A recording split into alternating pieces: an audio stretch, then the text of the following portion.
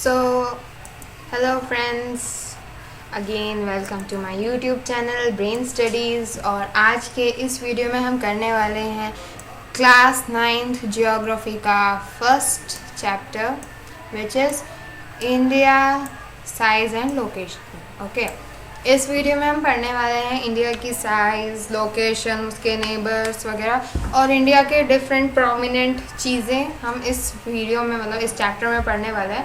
इस बार मैं क्या सोच रही हूँ कि ये चैप्टर ना बहुत छोटा सा है।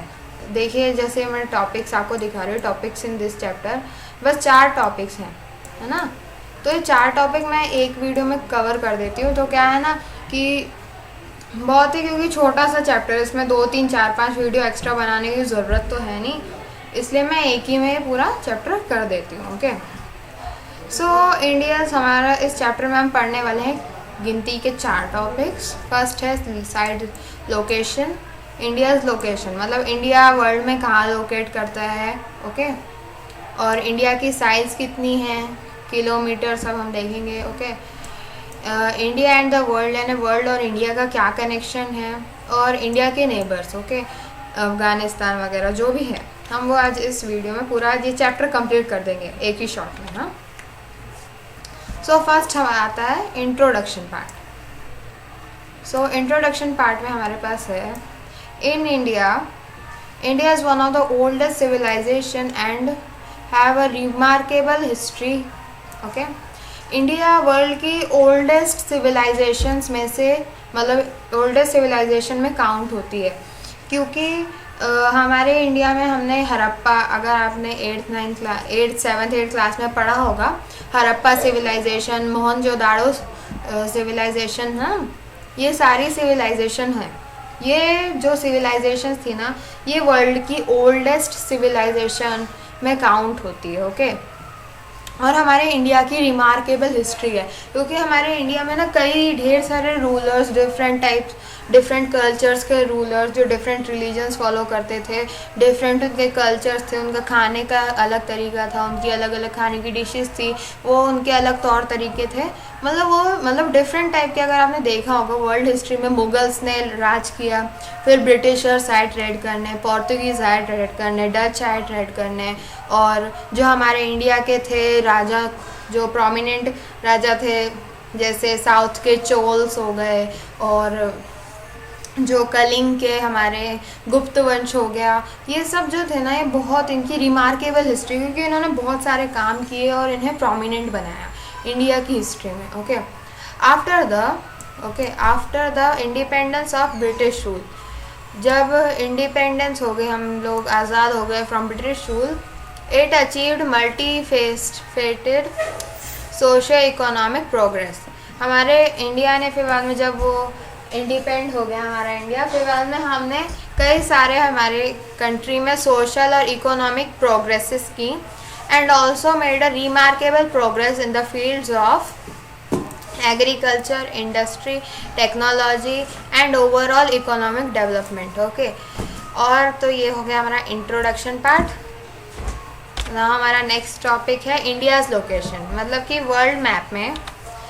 वर्ल्ड मैप में हमारे इंडिया की क्या लोकेशन है। Okay, so lies entirely in the northern hemisphere between latitudes 8 degree 4 minute north and 37 degree 6 minutes north, and longitude 68 degree 7 minutes east and 97 degree 25 minutes east. Okay, so ये जो हमारा India है, ये हमारा India है ना, ये इंडिया वर्ल्ड के नॉर्दर्न हेमिस्फीयर और ये सदर्न हेमिस्फीयर, ये नॉर्दर्न और सदर्न हेमिस्फीयर, यानी हमने कुछ इमेजिनरी लाइंस बनाई हैं, जैसे हो गई इक्वेटर, ये इक्वेटर है, और ये ट्रॉपिक ऑफ कैंसर है, ट्रॉपिक ऑफ कैप्रिकॉर्न है। तो ये जो इक्वेटर है ना, इक्वेटर हमारे ग्लोब को 2 स्फीयर्स में काटती है बीच से। ओके, जो ऊपर वाला रहता है वो नॉर्दर्न हेमिस्फीयर है, और जो बीच की जो लाइन रहती है, जो 0 डिग्री होती है, बीच की जो लाइन है इसकी डिग्री 0 है। हाँ, ये जो 0 डिग्री है ये इक्वेटर है। तो इक्वेटर का जो अपर पोर्शन है, जहाँ पे हमारे नॉर्थ अमेरिका, यूरोप, एशिया और आधा अफ्रीका और थोड़ा सा साउथ अमेरिका, ये सारी जो कंट्रीज़ हैं लाई होती हैं, ये सब नॉर्दर्न हेमिस्फेयर में है।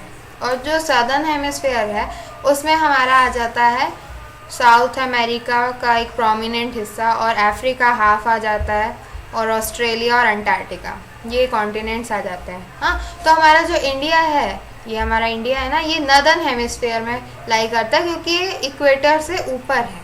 ये इक्वेटर है ना, ये इक्वेटर के अपर पार्ट में है। ओके, अब ये नॉर्दर्न हेमिस्फेयर में है। Okay, and it lights between latitudes 8 degree 4 minutes north and 37 degree 6 minute north. इसको भी मैं मैप से आपको दिखाती हूँ। हाँ, तो ये जो हमारा इंडिया है ना, ये इंडिया का मैप है हमारा। तो ये जो नॉर्थ है ना, तो जो हमारा टॉप में है जम्मू एंड कश्मीर, जो हमारे इंडिया का टॉप है, मैं आपको एक बार अच्छे से समझाती हूँ। हाँ, ये जो हमारे इंडिया की जो लेंथ है ना, इंडिया का जो अपर पोर्शन है, अपर पार्ट जो है वो है 37 degree north, sorry 37 degree 6 minute north. Okay, और नीचे जो लोअर पोर्शन है, जो हमारा तमिलनाडु कन्याकुमारी है, वो आ जाता है हमारा 8 डिग्री 4 मिनट्स नॉर्थ। ओके, ये लॉन्गिट्यूडनल वैल्यू है। ओके, नहीं सॉरी, ये लैटिट्यूडनल वैल्यूज़ है। लैटिट्यूड और लॉन्गिट्यूड में डिफरेंस क्या होता है कि जो भी लाइंस वर्ल्ड मैप पे लॉन्ग होगी, यानी लंबी होगी ना, स्ट्रेट ऊपर से नीचे, वो लाइंस होंगी लॉन्गिट्यूड। और जो लेटी होंगी, ओके, ये होगी हमारी लॉन्गिट्यूड। और जो मैप पे ऐसे लेटी होगी ना, वो होती है लेटीट्यूड। ओके, हिंदी जानने का यही फ़ायदा है क्योंकि हम ट्रिक्स बना लेते हैं। और ये जो लेटी रहती है ना मैप पे, ये लेटीट्यूड। अब आपका कन्फ्यूज़न दूर हो जाएगा। ओके, सो अगर हम देखें कि अगर लॉन्गिट्यूडनल वे में देखें, लॉन्गिट्यूडनल यानी लंबे वे में देखें, यानी गुजरात से अरुणाचल प्रदेश तक, तो ये होती है कुछ ऐसी। 1 सेकेंड, मैं आपको दिखाती हूँ। एंड ईस्टर्न, ये ईस्टर्न आ जाता है। देखिए, अभी तक हमने नॉर्दर्न लिखा, क्यों? क्योंकि देखिए, वर्ल्ड को हमने एक लॉन्गिट्यूडनल वे में भी हमने इसे कट किया है ग्लोब को बीच से, जो इधर से इधर तक है। सो ये जो एक बोल्ड लाइन है ना, ये भी हमारे ग्लोब को 2 और पार्ट से में काटती है। एक हो जाता है वेस्ट, एक हो जाता है ईस्ट। ओके, ये वेस्टर्न पार्ट है और ये ईस्टर्न पार्ट है। ओके, अब ये जब बीच से कटी है ग्लोब, तो ईस्टर्न पार्ट में हमारा हमारी ये इंडिया लाई करता है ना, तो इसलिए हम क्या करेंगे, जो लॉन्गिट्यूडनल वैल्यूज़ होंगी वहाँ पे हम ई लिखेंगे। जैसे अभी आपका दिखाती हूँ, ये मैंने अभी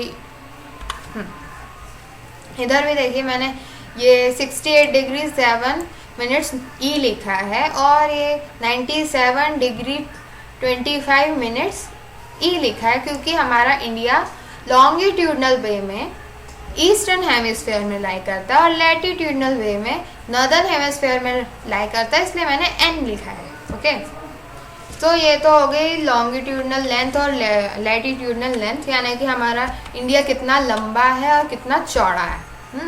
चौड़ा कितना और लंबा कितना है, ठीक है। अब divided by tropic of cancer, ये बहुत इंपॉर्टेंट है, इसकी डिग्री आप याद कर लीजिए। 23 degree 30 minutes north. Okay, in the almost 2 equal parts. अब मैं आपको समझाती हूँ। ये देखिए, ये जो हमारे इंडिया में से ना, ये जो डॉटेड लाइन जा रही है ना, आप देख सकते हैं, ये ऐसी जा रही है ना, ये लाइन है ना, ये है ट्रॉपिक ऑफ कैंसर। ये हमारे इंडिया को ऑलमोस्ट 2 इक्वल पार्ट्स में डिवाइड कर देता है, नॉट एग्जैक्टली बट हाँ 2 इक्वल पार्ट्स में डिवाइड कर देता है। ओके, और in south east Andaman and Nicobar island lie in the Bay of Bengal. अब हमारा ये जो साउथ ईस्ट यानी साउथ हमारा ये है ना, और ईस्ट हमारा ये है। सो सदर्न पार्ट में हमारा पूरा सी, पूरा वाटर एरिया है। सो इसमें जो ईस्टर्न पार्ट है यानी बे ऑफ बंगाल वाला, इसमें हमारे एक क्या बोलना चाहिए, आइलैंड ग्रुप आता है, अंडमान एंड निकोबार। ठीक है। और ये जो हमारा एक और आ जाता है क्या, the south west Lakshadweep islands lies in the Arabian sea. Okay, ये अब जो साउथ वेस्ट, साउथ में ये जो वेस्ट आ जाता है, ओके, ये साउथ में ये वेस्ट वाला एरिया है ना हमारे इंडिया का, ये वेस्ट वाला जो एरिया है इसमें हमारे लक्षद्वीप आइलैंड्स आ जाते हैं इंडिया के।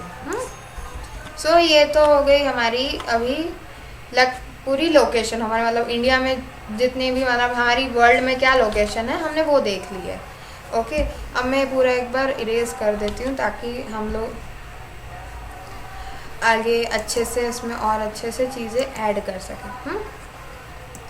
सो नेक्स्ट चीज़ है इट्स साइज, हमारे अब इंडिया का साइज़ क्या है।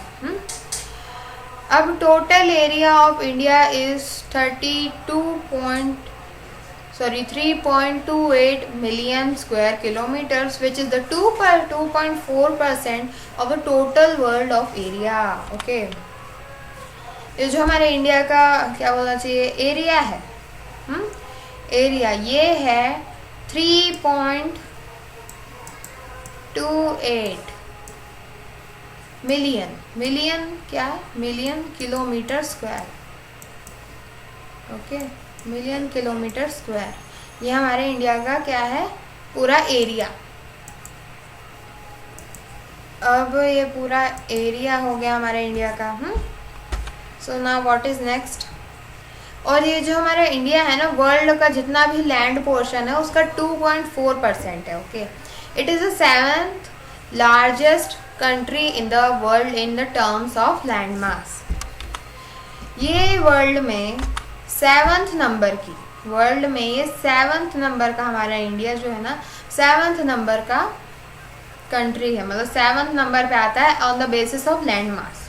ओके, सो इससे पहले भी कुछ होंगी शायद 6 कंट्रीज है ना, उनके बारे में हम अभी पढ़ेंगे। ओके, अभी हम देख लेते हैं कि क्या क्या है। और it has the land boundary of about 15,200 kilometers and the total length of coast line of the mainland including the Andaman and Nicobar and the Lakshadweep Island is 7,516.6 kilometre. Okay, जो हमारे इंडिया की पूरी जो length है ना, land mass boundary जो land से जुड़ा हुआ है एरिया, एक मिनट में आपको दिखाती हूँ।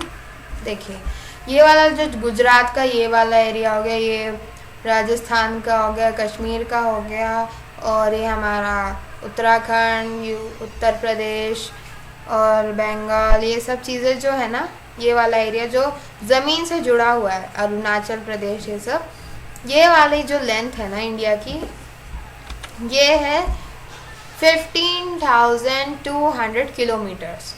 और जो हमारा कोस्टल एरिया है, कोस्टल एरिया मतलब गुजरात का ये वाला हिस्सा ले लीजिए आप, है ना, और ये महाराष्ट्र की पूरी बाउंड्री, कर्नाटक की पूरी बाउंड्री, केरला की, तमिलनाडु की, गोवा की, और ये वेस्ट बंगाल, उड़ीसा, आंध्र प्रदेश, इन सब की जो ये बाउंड्री है, और साथ ही में जो अंडमान निकोबार के जो छोटे छोटे आइलैंड्स हैं ना, इनकी जो बाउंड्रीज़ हैं, इन सभी बाउंड्रीज़ को अगर मिला दिया जाए तो हमारे पूरे इंडिया की कोस्टल बाउंड्री जो है वो है 7,516.6 kilometers. Okay, in the north and northeast of India, young folds mountain bonds it. अब हमारा ये जो इंडिया है, ओके, इस इंडिया के नॉर्थ वेस्ट साइड, अब देखिए नॉर्थ ये वाला हिस्सा हो गया पूरा कश्मीर, जम्मू कश्मीर वाला है ना, नॉर्थ में जो वेस्ट है ना, नॉर्थ एंड वेस्ट, जो हमारे मतलब वर्ल्ड का जो नॉर्थ वेस्ट है, एक्चुअली यहाँ पे इंडिया का नॉर्थ वेस्ट मत देखना, यहाँ पे वर्ल्ड का नॉर्थ वेस्ट देखना। तो ये जो वेस्ट वाला एरिया है ना, यहाँ पे क्या है, मैं भी आपको बताती हूँ।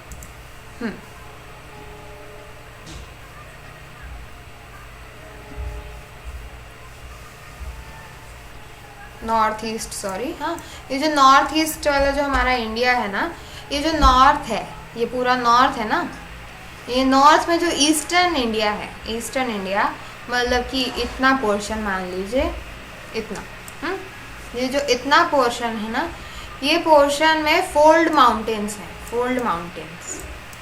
और फोल्ड माउंटेन्स मतलब ये कौन से माउंटेन्स आ गए? ये माउंटेन्स हम अभी अपने इनकी फॉर्मेशन हम अपने नेक्स्ट चैप्टर में पढ़ेंगे। फोल्ड माउंटेन्स और कन्वर्जेंट माउंटेन्स और ये सब चीज़ें हम बाद में पढ़ेंगे। पर आपने देखा होगा फोल्ड माउंटेन्स अब ये वाले एरिया में आ जाते हैं, तो आपको पता होगा कि इस एरिया में हमारे हिमालयाज़ है ना, हिमालयाज़ है। तो हिमालयाज़ है, व्हाट डज इट मीन्स कि मतलब ये जो है ना, हिमालयाज़ को फोल्ड माउंटेन्स कहा गया है। यहाँ पे हमारे पास नॉर्थ ईस्ट पार्ट में पूरा क्या है, हिमालयन माउंटेन्स है, हमारे पास ढेर सारे माउंटेन्स है और हमारे पास इसलिए ढेर सारे हिल स्टेशंस भी हैं। Okay, south of the about 22 degree north latitude India narrows and finally extend toward the Indian oceans. It divide also into two seas, the Arabian Sea and the on the west and the Bay of Bengal on the its east. अब देखिए कि अगर if I divide this, अब देखिए ये 20 degree आपको दिख रहा है ना, 20 से मतलब कुछ लाइन्स ऊपर होगा हमारा, कुछ ऐसे 22 है ना, 22 डिग्री मान लीजिए इधर है। सो 22 डिग्री यानी कि ये वाला जो पूरा वाटर एरिया है हमारा, मतलब पानी वाला जो भाग है पूरा वर्ल्ड का, इसमें क्या है कि जो हमारे इंडिया का जो ये पानी वाला एरिया, कोस्टल एरिया है ना, इस एरिया में हमारे पास ईस्ट में बे ऑफ बंगाल है और वेस्ट में अरेबियन सी है और सदर्न मोस्ट पार्ट में हमारा इंडियन ओशन है ना। ये चीज़ें हमने पढ़ ली। ओके, अब now the latitudinal and the longitudinal extent of the main land is about 30 degrees. जो हमारा क्या बोलना चाहिए, जो लॉन्गिट्यूडनल और लॉन्गिट्यूडनल और लैटिट्यूडनल जो एक्सटेंट है वो अबाउट 30 डिग्रीज है, मतलब एवरेज उसका 30 डिग्रीज है। ओके, नेक्स्ट चीज़ क्या है, India's east-west extent appears to be smaller than the north and south extent। जो हमारा नॉर्थ वेस्ट वाला जो है ना, नॉर्थ एंड साउथ एक्सटेंट, यानी नॉर्थ से लेके जो साउथ तक ये वाला जो लाइन है ना, ये लंबी सी लाइन, ये इस वाली ईस्ट वेस्ट वाली लाइन के कंपैरिजन में ये वाली ज़्यादा लंबी है। Okay, The time along the standard meridian 82 degree 30 degree east passing through Mirzapur in UP is taken as the Indian standard time for the whole country। ये बहुत इंपॉर्टेंट है, इसे आप याद कर लीजिए। ये क्या बता रहा है, जो इंडियन स्टैंडर्ड मेरिडियन है, इसके बारे में आपने बहुत जगह पढ़ा होगा, 6-7 क्लास में भी पढ़ा होगा। जो ग्रीनविच लाइन है वो वर्ल्ड की है, पर जो इंडिया की है वो क्या है, मैं भी आपको एक्सप्लेन करती हूँ। जस्ट अ सेकेंड, मैं थोड़ा इसे इरेज कर दूँ। हाँ, सो देखिए ये एक डॉटेड लाइन जा रही है और ये है स्टैंडर्ड मेरिडियन, ये लिखा है, देखिए आप स्टैंडर्ड मेरिडियन लिखा है ना। क्यों, अभी स्टैंडर्ड मेरिडियन की आखिर ज़रूरत क्या है? स्टैंडर्ड मेरिडियन की ज़रूरत इसलिए है क्योंकि मान लीजिए अगर मैंने कहा कि मैं यहाँ अरुणाचल प्रदेश में हूँ, आपने ये भी सुना होगा कि अरुणाचल प्रदेश में क्या बोलते हैं, सूरज जो है वो बहुत जल्दी उगता है, जबकि गुजरात में बहुत देर बाद उगता है, करीब 2 घंटे का डिफरेंस है।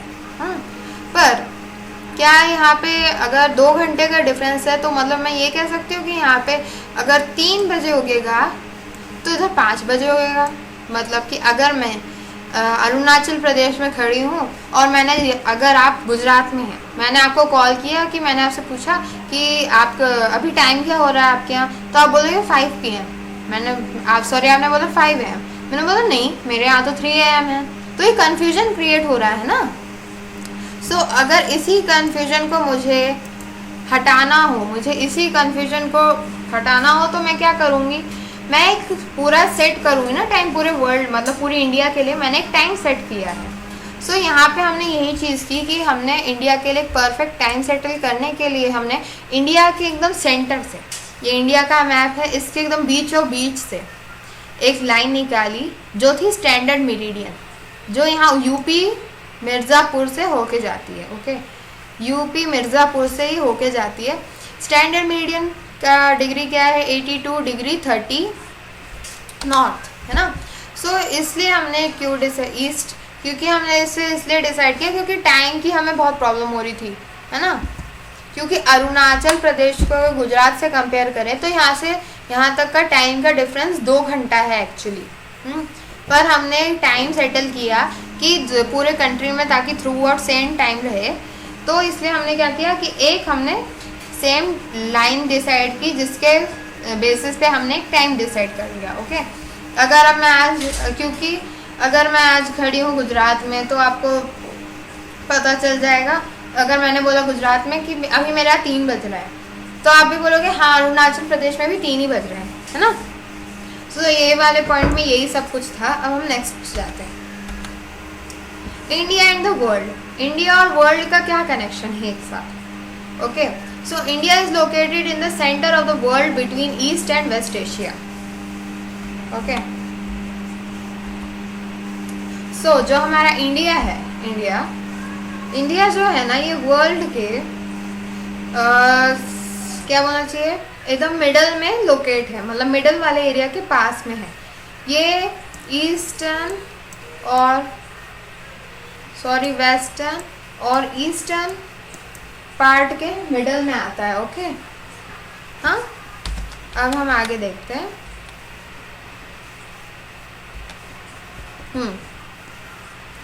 The routes across the Indian Oceans which connect the countries of the Europe in the west and the countries of east provide a strategic central location to the India.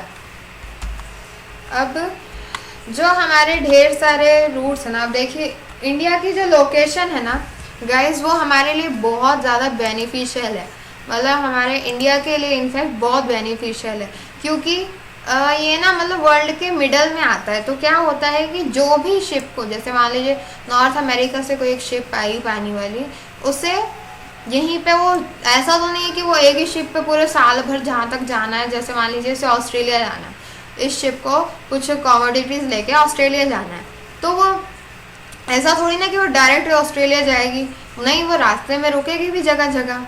तो वो क्या करते हैं कि रास्ते में ना हमारा इंडिया हर जगह, मतलब कहीं पे भी मोस्ट ऑफ द जगह ट्रांसपोर्टेशन के लिए हमारा इंडिया बीच में पड़ता ही पड़ता है। सो जैसे मान लीजिए कि ये डायरेक्ट तो नहीं जा सकता, इसे इंडिया रुकना पड़ेगा, और ये अगर इंडिया रुकेगा तो इसे कुछ चीज़ें हमें देनी होगी कि हम इसे रुकने दे रहे हैं, ऐसी जगह देनी पड़ेगी, तो ये हमारे लिए बेनिफिशियल है ना। सो वही चीज़ें हम यहाँ पे अभी डिस्कस करेंगे हमारे, ठीक है। तो मतलब क्या है, इससे हमारे इंडिया को बहुत सारे बेनिफिट्स आ रहे हैं। ओके, अब नेक्स्ट हमारा क्या है, the routes across the Indian ocean which connects ये तो भी हो गया।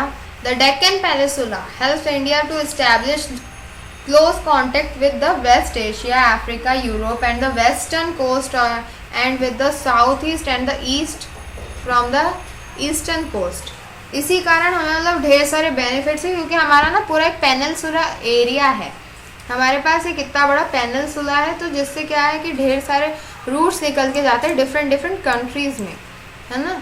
ये कोई यहाँ से जाता है, कोई यहाँ से जाता है, कोई यहाँ से जाता है, कोई चेन्नई से आता है ना, और गुजरात से कोई जाता है।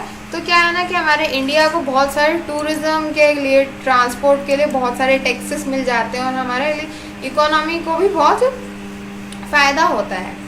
द ओशन विच, सॉरी ये थोड़ा आगे हो गया, हाँ, the ocean which is south of the India give name Indian ocean as no other country has a long coastal line on the Indian ocean as India has.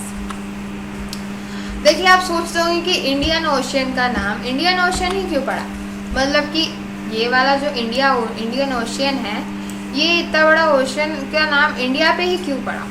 So the answer is क्योंकि हमारे पास ही हमारी जो पूरी हमारे पास ना prominent land mass की जो क्या बोलना चाहिए कोस्टल लाइंस थी। कोस्ट जो था ना हमारा बहुत बड़ा था, किससे अटैच? इंडियन ओशन से अटैच, इसलिए इसी का नाम, इस ओशन का नाम इंडियन ओशन इसलिए पड़ गया। Okay, so now next point, the India of the land routes of the India are much older than the sea routes. Various passes across the mountains in the north have provided passages to the ancient travelers, or as the ocean limited such interaction for the long time. देखिए जो हमारे India के जो क्या बोलना चाहिए land roots हैं, ये जो लैंड रूट्स है ना, ये जो रास्ते हैं, ज़मीनी रास्ते, पानी को छोड़ के जो ज़मीनी रास्ते हैं वो बहुत पानी के रास्ते से बहुत पुराने हैं। क्योंकि क्या है ना, हमारे इंडिया में जब ब्रिटिशर्स के आने से पहले क्या मतलब हम लोग का एक कानून था कि कोई भी पानी से ट्रैवल नहीं करेगा। इन लोग हमारे जो इंडियंस थे इनके बहुत सारे क्या बोलते हैं उसूल थे, कानून थे। ये लोग थ्रू आउट सी ट्रैवल नहीं करते थे, इस ज़मीन से कहीं पे भी ट्रैवल करते थे, इसलिए नॉर्थ अमेरिका और साउथ अमेरिका तक पहुंच ही नहीं पाए कभी। ओके, और फिर बाद में हम अपना नेक्स्ट पढ़ते हैं। तो इसलिए ना ये बहुत पुराने हैं हमारे land routes as compare to the sea routes. Okay, the land routes helped India to exchange of ideas and commodities since the ancient time. क्योंकि ये लैंड रूट्स बहुत पुराने थे तो इसलिए ना इंडिया की जो क्या बोलते हैं कमोडिटीज़ थी और जो हमारे कल्चर्स थे वो थ्रू आउट द लैंड पूरे वर्ल्ड में फैल गए थे।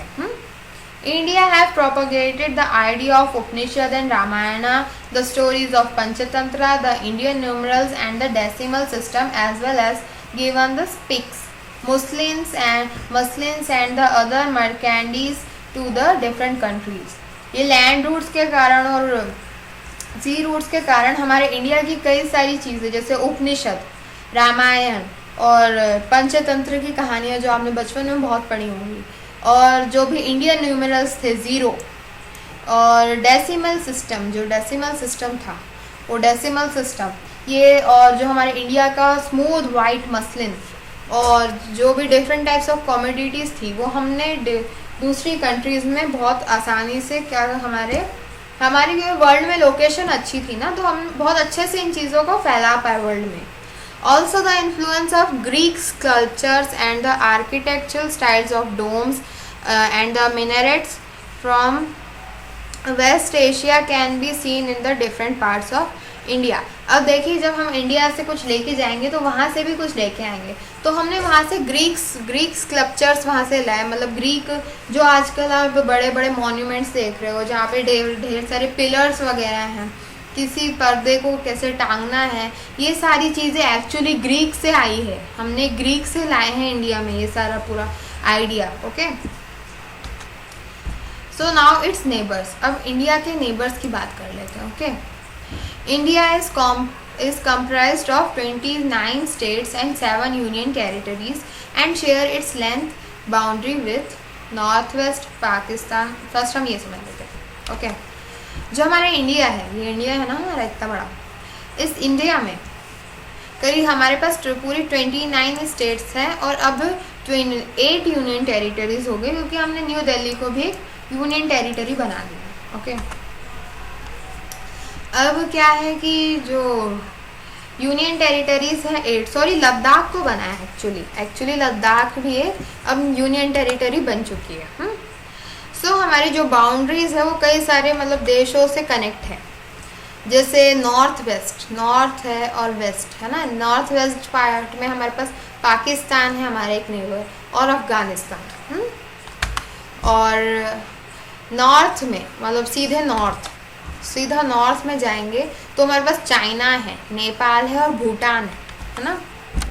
और ईस्ट में चले जाएंगे एकदम ईस्ट में तो हमारे पास आ जाएगा म्यांमार, बांग्लादेश। ओके,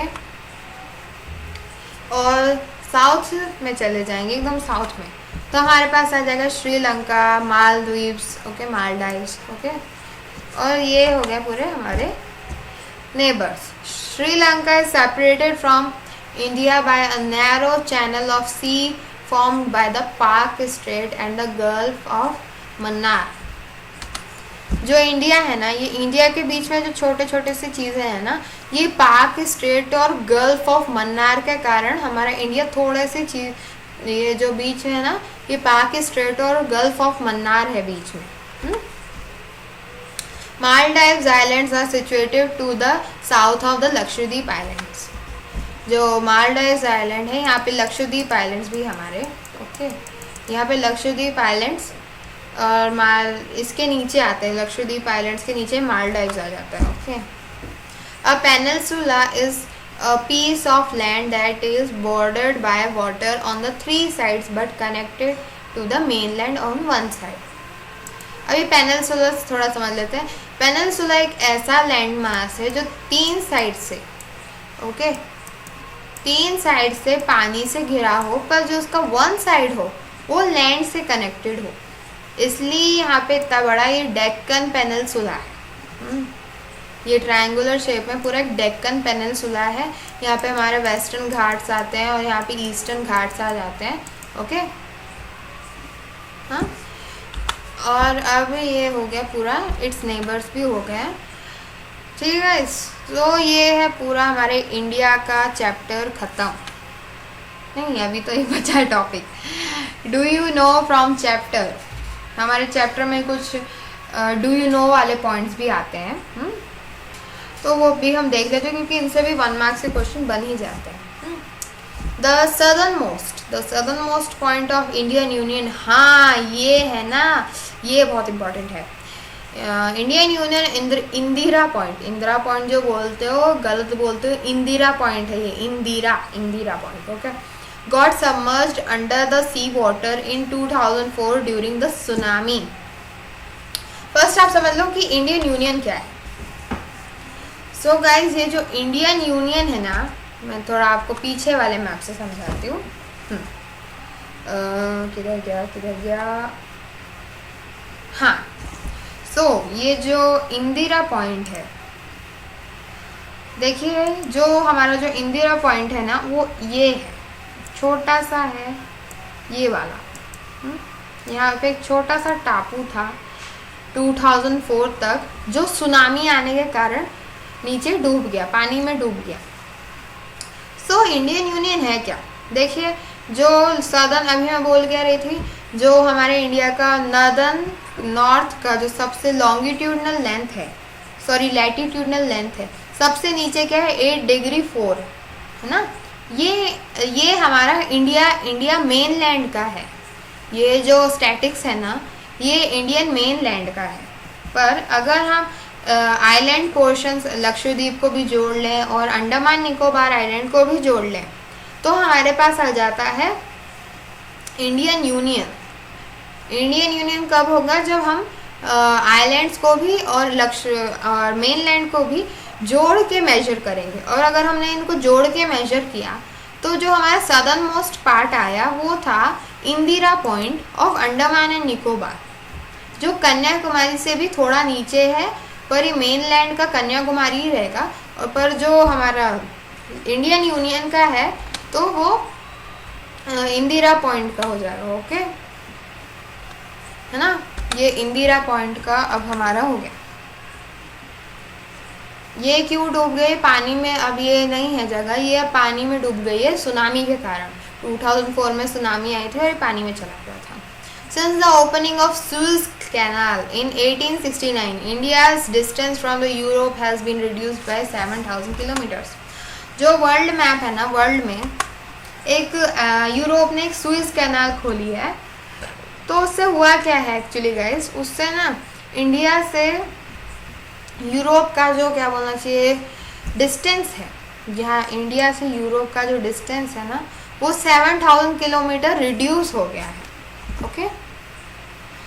अब हम वापस अपनी स्लाइड पे ही जाते हैं। किधर थे, हाँ इधर, हाँ ठीक है। ये हमारा सुएज कैनाल जो 1869 में खुली थी. Okay, before 1947 there were two types of states in India, the provinces and the princely states. Okay, जब हमारी आज़ादी से पहले जब ब्रिटिशर रूल था तो उससे पहले ना मतलब बहुत सारे हमारी कंट्रीज़, क्या बोलना चाहिए, हमारा इंडिया एक नहीं था, मतलब एक बड़ा साम्राज्य अकेला स्वराज नहीं था. इंडिया में मोर देन 5000 किंगडम्स थे. जितना एरिया पाकिस्तान को भी अगर आप मिला लें तो पूरे 7000 किंगडम्स थे. सॉरी, 5000 से भी ज़्यादा किंगडम्स थे, छोटे छोटे थे. सो क्या हुआ कि उन सबको यूनाइट किसने किया? सरदार वल्लभ भाई पटेल ने. So the provinces and princely states. Okay, so पहले समझ लें प्रोविंसेस कौन सी जगह थी. Provinces were the ruled directly by the British officials who were appointed by the viceroy. Princely states were the ruled by the local hereditary rulers who acknowledged sovereignty in the return for the local autonomy. अब देखिए, जो provinces होते थे ये वो जगह होती थी जिनके राजाओं को मार दिया जाता था या फिर वो सरेंडर कर देता था और वो गिव अप कर देता कि भाई अब हमें नहीं राजपाट संभालना है, तुम ही लोग कर लो जो करना है. तो क्या करते थे ब्रिटिशर्स? कुछ पेंशन यानी इन्हें पैसा देते रहते थे और कहीं एक जगह इनको सेटल कर दिया था. और प्रोविंसेस में ऑफिशियल्स जो थे, ब्रिटिश ऑफिशियल्स को अपॉइंट किया जाता था और वो लोग वो सिटी का, वो गांव का पूरा देखभाल करते थे.